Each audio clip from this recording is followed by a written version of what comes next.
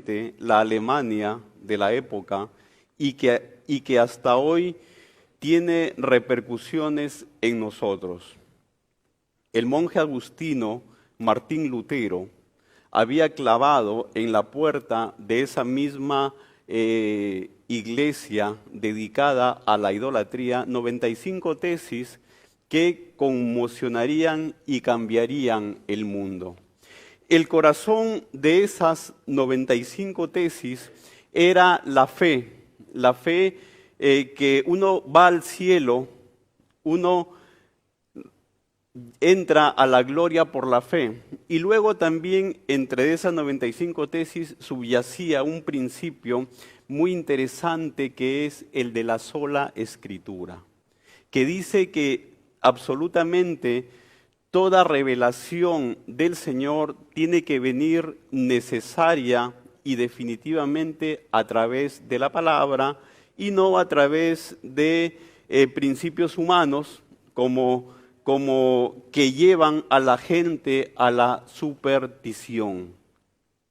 Hago esta introducción porque, amados hermanos, nosotros como Iglesia Gran Mandamiento somos parte de un gran movimiento que se ha levantado en el siglo XXI y que tiene como finalidad volver a la Escritura, dejar la superstición, dejar una teología centrada en el hombre para nosotros tener una teología centrada en Dios.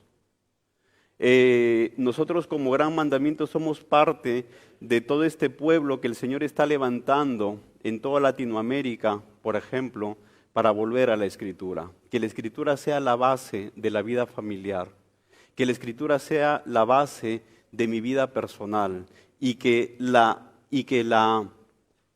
Biblia vuelva a los púlpitos, amados hermanos. Si hay algo que nosotros debemos orar con intensidad es que la Biblia vuelva a los púlpitos, que se deje de predicar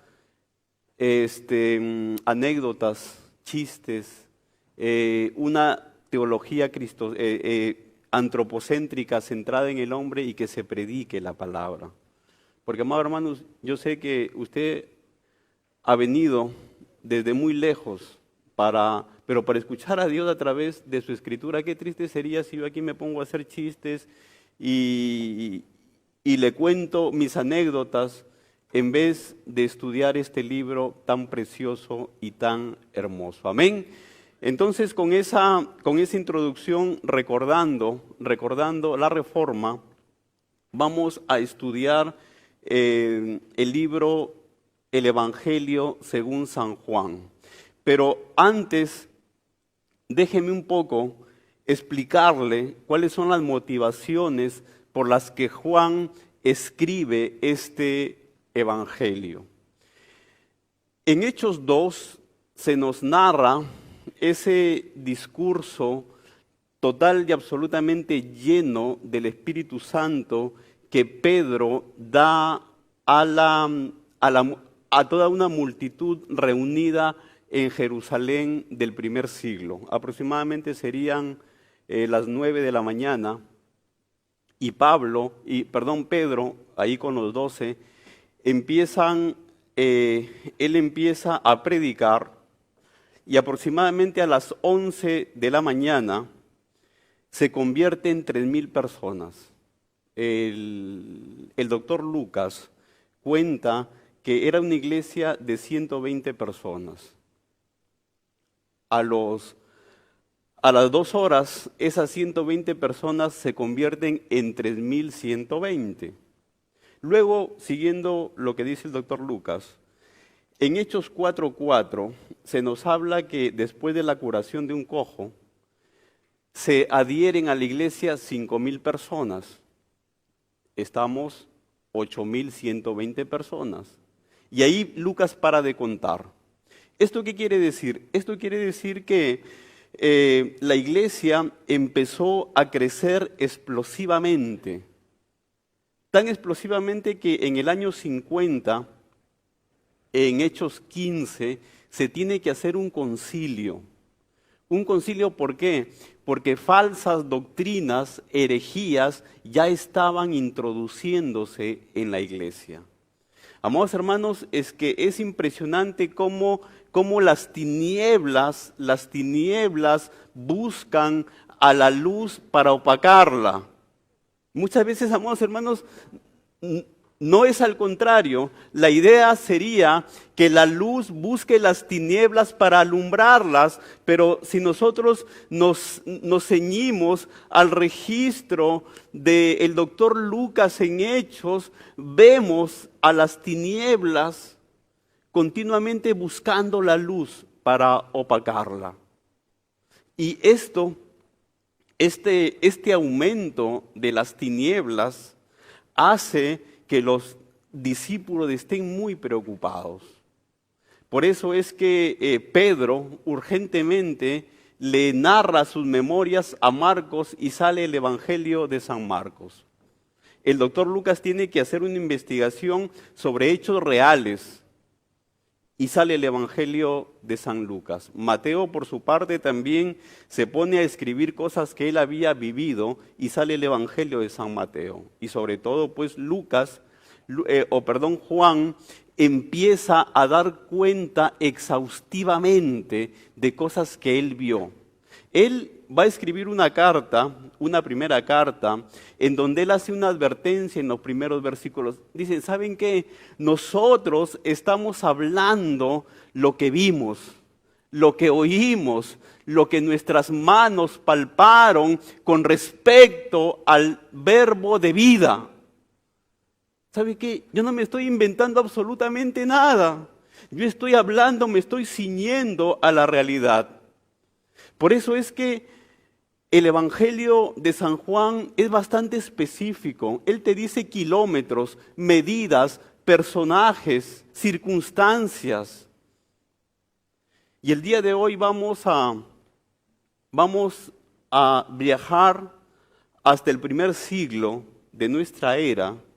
Nos vamos a ubicar en un pueblito, más o menos a unos 17 kilómetros de Galilea, llamado Caná. Y vamos a ver, no estamos invitados a las bodas de Caná, pero vamos a colarnos ahí para ver qué pasó. Amén. Estamos entonces en Juan 2. En Juan 2, del 1 al 12, se narra esta historia muy interesante, conocida por las bodas de Caná. Yo espero que no sea la primera vez que usted escucha las bodas de Caná. Al tercer día, estoy en Juan 2 y voy a leer del 1 al 12. Al tercer día se hicieron unas bodas en Caná de Galilea y estaba ahí la madre de Jesús. Y fueron también invitados a las bodas Jesús y sus discípulos. Y faltando el vino, la madre de Jesús le dijo, no tienen vino. Jesús le dijo, ¿qué tienes conmigo, mujer? Aún no ha venido mi hora.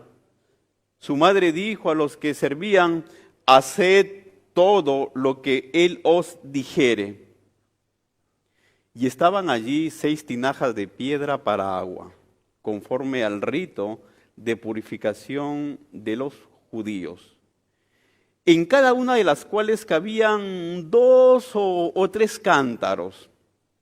Jesús les dijo, llenad esas tinajas de agua, y las llenaron hasta arriba. Entonces les dijo, sacad ahora y llevadlo al maestresala, y se lo llevaron. Cuando el maestresala probó el agua hecha vino, sin saber él de dónde era, aunque lo sabían los sirvientes que habían sacado el agua, llamó al esposo y le dijo, todo hombre sirve primero el buen vino, y cuando ya han bebido mucho, entonces del inferior, mas tú has reservado el buen vino hasta ahora. Este principio de señales hizo Jesús en Caná de Galilea y manifestó su gloria. Y sus discípulos creyeron en él. Después de esto descendieron a Capernaum, él, su madre, sus hermanos, sus discípulos, y estuvieron allí no pocos días. Vamos a orar al Señor para que nos dé entendimiento, para que me dé luz a mí, para exponer la palabra, y a usted para entenderla, porque solamente con el Espíritu Santo en nosotros vamos a poder entender los misterios, las riquezas y la belleza de este relato. Padre bueno, te damos gracias por la oportunidad, Señor, de estar predicando tu palabra, estar escuchando tu palabra, Señor. Gracias por la Biblia, Señor. Gracias porque tú preservaste este documento para que llegue a nosotros, Dios. Gracias, Dios, porque tú preservaste este relato de las bodas de Caná, Señor, para que nosotros el día de hoy la podamos leer, la podamos discernir, Padre, y a través de este relato, Señor, ver qué tú nos quieres decir para nuestras vidas el día de hoy, Padre. Señor, gracias por mis hermanos que han tomado el sacrificio de venir hasta el templo, Dios, hasta tu casa, Padre. Señor, y te pido, Dios, que sean recompensados, Dios, Señor, con una palabra nutritiva, Señor, una palabra, Padre, que pueda llenar los vacíos de su corazón, Padre, pero sobre todo que tú seas glorificado el día de hoy, Señor. Que tu gloria brille, Señor, que tu evangelio sea entendido, Señor, y que tu evangelio sea proclamado, Padre. Gracias, Dios, por este tiempo. Amén. Bien. Como les decía, el apóstol Juan tiene una obsesión por el detalle. Imagínate cómo empieza el segundo capítulo. Dice al tercer día. En el capítulo 1, Juan va a decir, en el primer día vinieron los judíos a hablarle a Juan el Bautista. Al día siguiente, Juan el Bautista habló acerca de cómo él había recibido la señal que Cristo era el Mesías. Al siguiente día, Juan el Bautista va y le habla a Andrés. Jesús andaba por ahí en en Betábara, y le dice, mira, ahí está, ese es el Cordero de Dios que quita el pecado del mundo. Entonces, inmediatamente Andrés se da cuenta de la trascendencia de este acontecimiento y va con Jesús, probablemente pasa esa noche en la casa de Jesús. Esto es a las 4 de la tarde, la hora 10ª, dice aquí. Posteriormente, Andrés va y le cuenta a Pedro que habían encontrado el Mesías, al Mesías. Entonces se van adhiriendo ya 2 discípulos. Al siguiente día ya Jesús está ya de camino hacia las bodas de Caná. La distancia entre Jerusalén y Galilea era más o menos unos 155 kilómetros, aproximadamente como de Santa Cruz hasta Bulobulo, más o menos, yendo camino hacia el norte, a pie obviamente. Entonces, en este camino de 150 kilómetros, lo acompañaba, iba Jesús, Andrés, Pedro, Felipe y Natanael. Al tercer día llegan. Hay 2 versiones acerca de por qué está aquí escrito el tercer día. Hay algunos que dicen que fue porque 3 días duró la caminata desde Jerusalén hasta Caná. Hay otros que dicen que Jesús llega a su casa en Galilea, en Galilea, y descansa ese día, y las bodas ya habían empezado. Las bodas en ese tiempo no son como ahora. Esas eran bodas lulú, de lunes a lunes, 7 días, ¿verdad? 7 días. La boda que no era muy sonada demoraba 5 días. Aquellos que dicen que aquí Juan lo que está diciendo, que al tercer día, porque fueron 3 días que caminaron, dicen que es porque Juan quiere armar una agenda semanal de Jesús.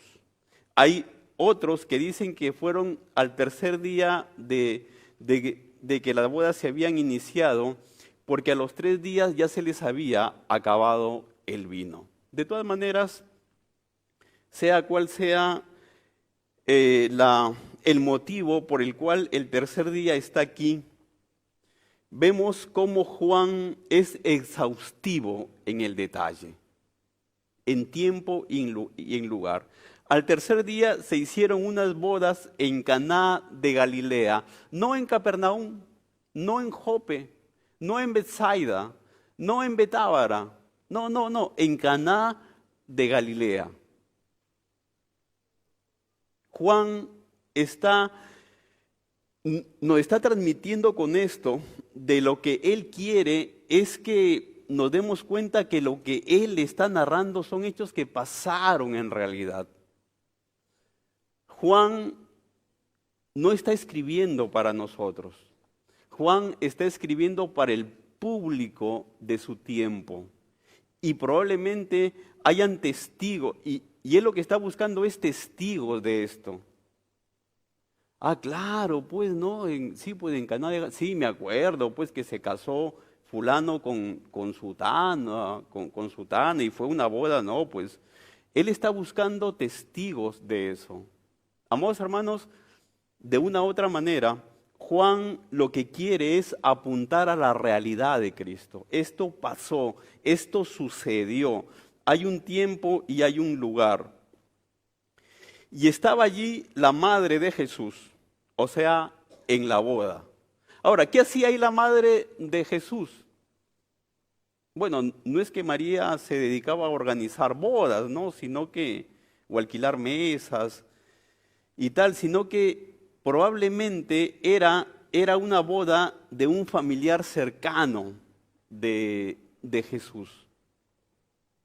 Por eso es que María estaba en la organización de la boda. Y fueron también invitados a las bodas Jesús y sus discípulos. Cuando Juan habla de que fueron invitados Jesús y sus discípulos a las bodas, ¿sabe qué? Hace un paralelo entre lo que es Jesús y sus discípulos ahora y lo que es Juan el Bautista. Juan el Bautista empieza a predicar, una vez que ya bautiza a Jesús, empieza a predicar de esta manera: es necesario que yo mengüe y que Él crezca.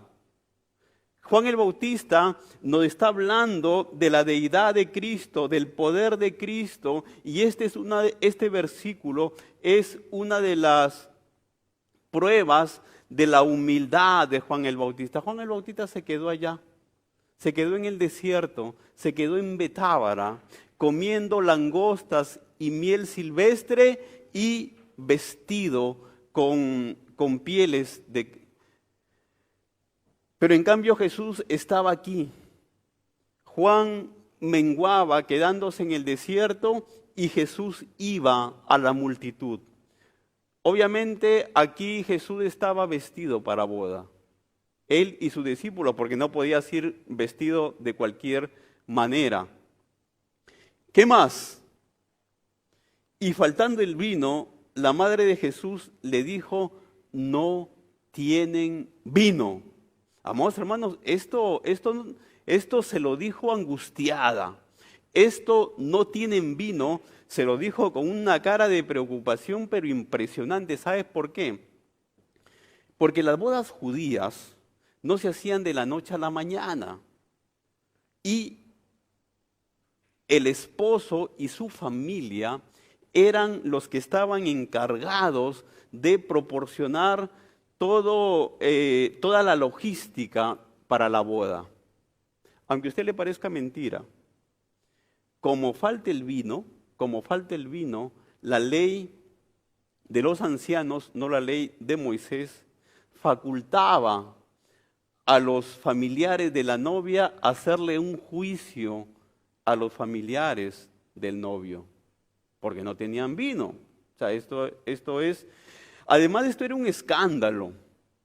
Además de esto iba a ser recordado como una persona pues que no tiene previsión. Esta boda iba a ser manchada. Esta boda iba a tener un mal recordatorio.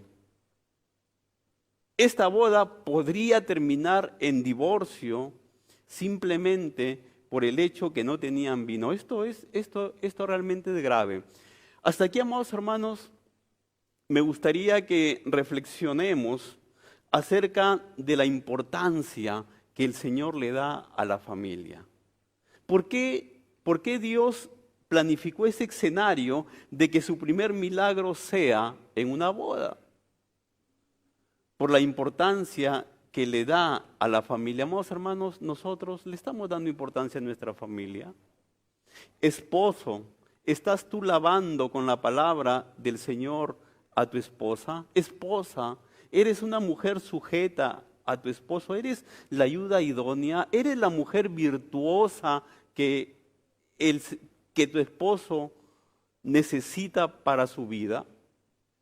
Amados hermanos, este evangelio de Juan este relato es bastante contundente y desafiante. Nos desafía a nosotros a saber cómo debemos tratar la familia. Por otra parte, María mira la respuesta de Jesús, una respuesta inesperada. María le dice, no tienen vino, y Jesús le dice, ¿qué tienes conmigo, mujer? Aún no ha venido mi hora.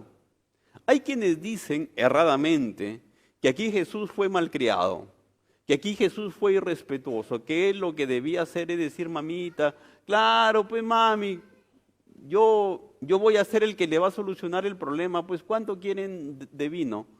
No, amados hermanos. Jesús le dijo, mujer, ¿qué tienes conmigo? Todavía no ha llegado mi hora. ¿Por qué?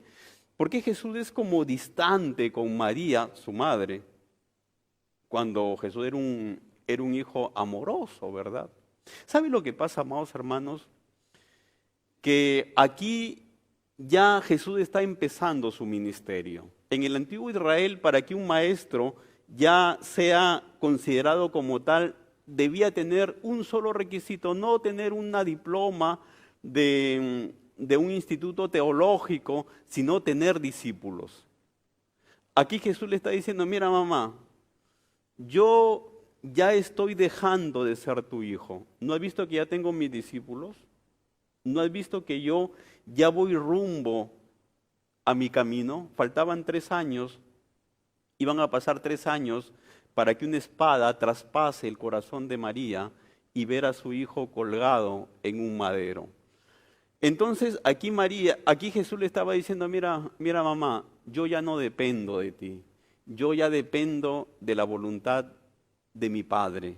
Mamá, hasta ahora las cosas que yo voy a hacer ya son en sujeción total de mi Padre. Por eso es esa distancia de, en vez de madre, decirle mujer. Pero ¿sabes lo más maravilloso de esto? Es la humildad de María. María no le dice, bueno, Kunumi, malcriado, ¿cómo pues no vas a querer solucionar este problema? No, ¿sabes qué? María otra vez, al igual que Juan el Bautista, se humilla y le dice a los sirvientes, haced todo lo que Él os diga. O sea, yo como madre ya no puedo hacer más. Si Él quiere ayudar con el vino, que ayude. Y si no quiere, pues yo aquí ya no tengo vela en este entierro. Yo ya cumplí mi papel, lo crié a este muchacho y hasta aquí termina mi papel. Otra vez, amados hermanos, al igual que Juan el Bautista, María humillándose ante la deidad de Cristo. Amados hermanos, y se lo voy a preguntar en serio, nosotros somos humildes con respecto cuando contemplamos la deidad del Señor. El Señor de la Biblia, el Señor Jesús, ¿es realmente tu Señor? ¿Es mi Señor? Cada vez que hago esta pregunta suena un teléfono, ¿qué les parece?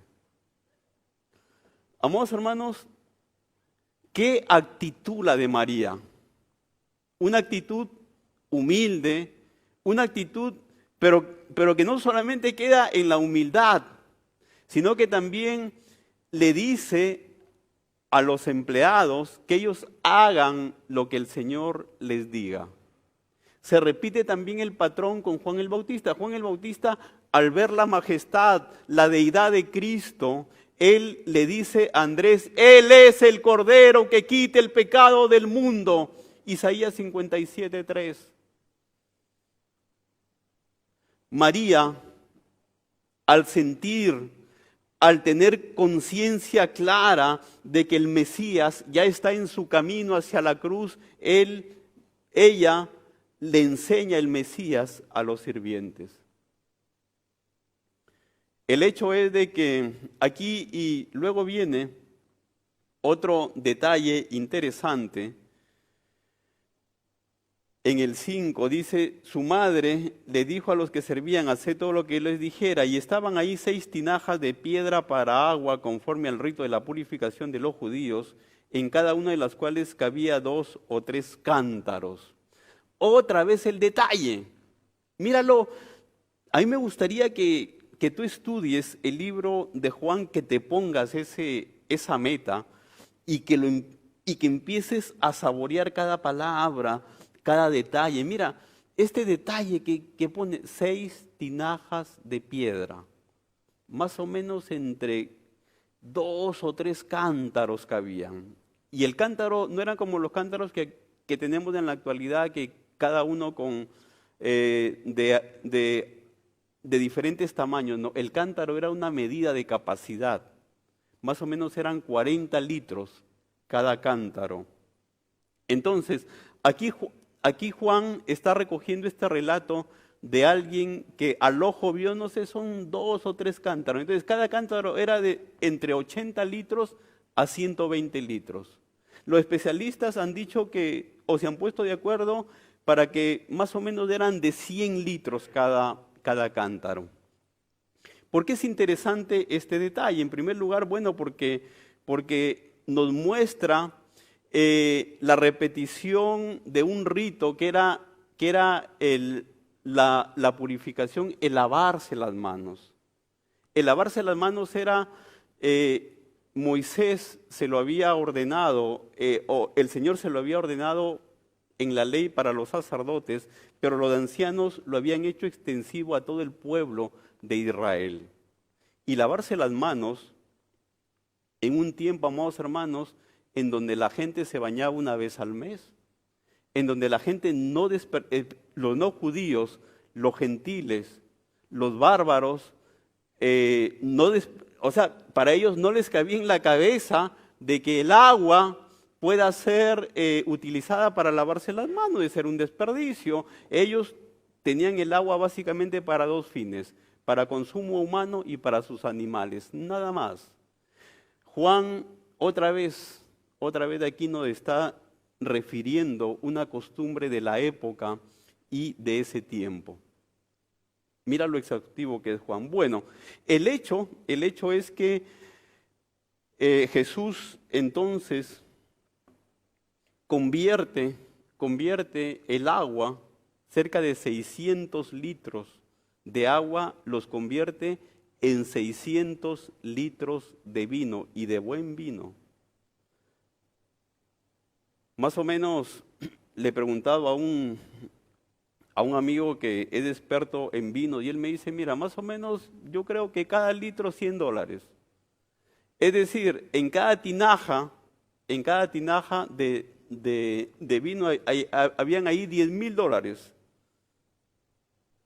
del vino que hizo Jesús. Obviamente, el vino alcanzó para todos y probablemente sobró. Mire ese regalo de bodas que Jesús le dio a esta pareja. Ese es el Dios sobreabundante que tenemos. Ese es el Dios que se deleita en hacer misericordia. Ese es el Dios que nos da sin medida cuando Él lo quiere dar, cuando Él lo quiere dar. Él se deleita, dice, en hacer misericordia a los que le aman, a los que le temen, a los que buscan su nombre. Este es el Dios que está reflejando Juan. ¿Ese es tu Dios? ¿Ese es mi Dios? Finalmente, Juan dice que a partir de ese hecho prodigioso, a partir de ese hecho milagroso, sus discípulos creyeron en Él. Está hablando de Andrés, de Pedro, de Felipe y de Natanael. Probablemente ellos estuvieron allí. El maestresala no supo de dónde vino el vino, pero los que echaron el agua, ellos sí supieron, y probablemente también sus discípulos. Amados hermanos, y esta afirmación que hace aquí Juan, en donde dice que estos principios de señales hizo Jesús en Caná de Galilea y manifestó su gloria y sus discípulos creyeron en él, ha sido distorsionado por aquellos que dicen que todo entra por la vista y que la fe también debe de entrar por la vista. Y esto ha sido el versículo utilizado para muchos de aquellos que tratan de hacer el espectáculo para que la gente venga y a partir de ahí la fe sea confirmada en ellos. Amados hermanos, pero la Biblia es clara y tajante. Pablo habla en Romanos, porque también había esta tendencia dentro de la iglesia de querer hacer fiestas llamativas para que la gente venga y luego predicarle la palabra. No, Pablo dice, ¿saben qué, señores? La fe viene por el oír y el oír viene por la palabra de Dios. Mira lo que dijo Jesús con respecto a esto, porque los fariseos, amados hermanos, los fariseos eran productores impresionantes de querer impactar a la gente a través del ojo. El templo de Jerusalén, las paredes del templo de Jerusalén era de 37 metros de altura. El templo de Jerusalén, el que construyó Herodes, el segundo templo, dice que era del tamaño de 17 estadios de fútbol. Eso era pues impactante realmente. Pero ahí no estaba la fe. Jesús, al ver cómo la gente especialmente los fariseos querían predicar al Señor a través del ojo, Él le relata una parábola y le dice que había un hombre rico que muere, y había un pobre también, ¿no? La parábola de el rico y Lázaro. El hecho es de que el rico está sufriendo tormentos impresionantes ahí en el infierno y ve a Lázaro, el pobre, el mendigo, el leproso, el que se sentaba o el que comía las migajas de su mesa. Y Lázaro pues estaba contentísimo ahí en el seno de Abraham. Entonces el rico se preocupa, ¿no? O sea, y ahora mis hermanos, mis hermanos están rumbo acá. No, yo quiero que estén allá. Yo quiero que estén como Lázaro. Y le dice, Padre Abraham, por favor, manda a Lázaro, porque ellos saben que Lázaro había muerto, mándalo a Lázaro para que le hable a mis hermanos, pues. Obviamente ellos van a ser impactados cuando vean a un muerto resucitado. Y el padre Abraham le dice, negativo, móvil 8. Así no funciona la cosa. ¿Sabe qué? Le dice Abraham, está hablando Abraham. Abraham le dice, ¿sabes qué? Ahí tienen a Moisés y a los profetas. Escúchenlos a ellos. Es decir, la fe viene, amados hermanos, por la palabra de Dios. Si tú estás con dificultades para que se convierta tu esposo, tu familia, en tu barrio. Amados hermanos, no es el espectáculo lo que lo va a convencer, sino es básicamente la palabra de Dios. Ahora, están ahí Jesús, está Pedro, está Andrés, está Natanael y está Felipe. Pero aquí la palabra me dice que ellos creyeron en Jesucristo al ver, y sus discípulos creyeron en Él. Pero este creyeron en Él es una confirmación de lo que ya pasó en el capítulo 1. En el capítulo 1, Andrés cree en Jesucristo porque Juan el Bautista le dijo que Él era el Cordero de Dios que había sido profetizado por Isaías, la palabra. Felipe le dice a Natanael que ha encontrado al Mesías, la palabra también. Es decir, estos 4 discípulos lo que hicieron fue creer en Jesús primariamente en el capítulo 1, pero por la palabra. Va a pasar el tiempo y estos discípulos van a ver muchísimos milagros. Pedro va a caminar sobre el agua, van a ver resucitar a un muerto y aún así Pedro lo negó.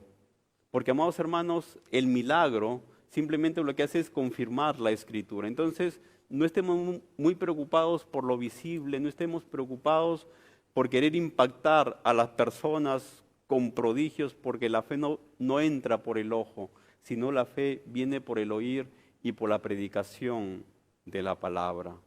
Vamos a orar, vamos a ponernos de pie para que esta mañana hayamos recibido alimento nutritivo. Mi objetivo es que tengas pasión por estudiar Juan, que el día de hoy por lo menos vayas a tu casa y empieces a estudiar Juan y que puedas deleitarte en la palabra, porque aquí está la salvación. Padre bueno, te damos gracias, Dios, por la oportunidad gloriosa, Dios, inmerecida, Dios, de escuchar tu palabra, Señor, de exponerla, Padre, de deleitarnos en ella. Padre, qué maravilloso, Dios, es hacer ese viaje imaginario a las tierras del primer siglo, Señor, y ver a estos hombres y ver predicar a Jesús, Dios mío, y deleitarnos, Dios, metiéndonos en este libro, caminar por él, Señor. Qué maravilloso, Señor. Padre, te pedimos, Señor, que tú nos hagas hombres de la palabra, mujeres de la palabra, Señor. Señor, que sola escritura, Señor, esté en nuestro corazón, Dios mío, que no busquemos otras cosas que no sea a ti, Padre. Que pongamos los ojos en ti, Padre. Señor, y tú dejaste tu palabra escrita para mirarte en ella a ti, Señor. Tú dejaste, Dios, tu palabra escrita, Dios, con la finalidad, Dios, que los falsos profetas, que las herejías, Dios mío, que los que te distorsionan, los que te niegan, Padre, no hayan cabida en nosotros, Padre, porque nosotros conocemos tu palabra, Dios. Señor, tú dejaste, Señor, tu palabra, Dios, como, Señor amado, como un radar, Dios mío, para poder detectar lo falso de lo verdadero, la luz de las tinieblas. Gracias, Dios, por tu palabra, Dios. Gracias, Dios, porque utilizaste, Dios, a muchos hombres para escribirla, para traducirla, para mantenerla. Gracias, Dios, porque también en este tiempo y en Latinoamérica, Señor, este avivamiento de la palabra, Señor Jesús, está siendo, Señor amado, dirigido por ti, y gracias a Dios porque tú utilizas iglesias como el Gran Mandamiento donde se predica tu palabra, Señor, para que sean una luz, Dios mío, en medio de todas las tinieblas de herejía, Padre, y en medio, Señor Jesús, de todas las tinieblas, Dios, que hay en esta ciudad. Padre, gracias por permitirnos, Dios, una vez más deleitarnos con tu palabra, y esperamos, Dios, que seamos hacedores y no solamente oidores olvidadizos de lo que tú nos mandas. En el nombre de Jesús te pedimos que nos lleves con bien a nuestros hogares, Señor. Amén. Amén, que el Señor les bendiga.